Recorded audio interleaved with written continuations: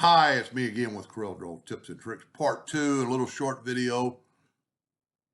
This video's only been out a couple hours and they don't do points because I stated in the first video you need 36 points. You don't have to have 36 points. I think 36 points is a half of an inch. And if we measure with the parallel dimension tool, so I'm going to show him that it doesn't have to be points. So see, that's a half an inch line. So if he does, we'll just make one with inches. But then I'm going to show him also how he could change it to points. I'm going to let me move all this out of the way, and I'm going to draw that same rectangle that is 2 inches wide by 3 inches tall.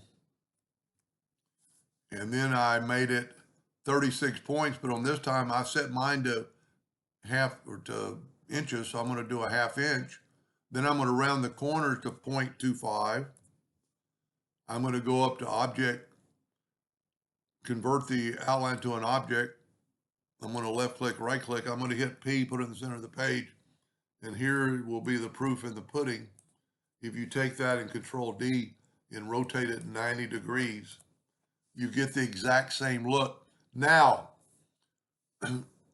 I use inches a lot, but I thought I'd show if you will hit F12 on your keyboard, it'll come up with your line scenario. And right here, you can change it. I'm going to change mine back to points and say, okay.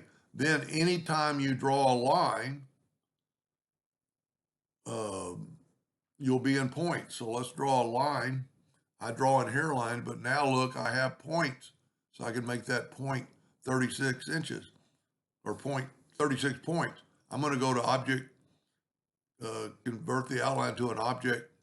And if you look right there, that line is a half inch thick. So 36, I didn't know that 36 equaled a half inch. I much prefer points, but it's whatever you got used to when you first started doing it. Either way is going to work. Anyway, I hope that helped them a little bit. Thank you for watching.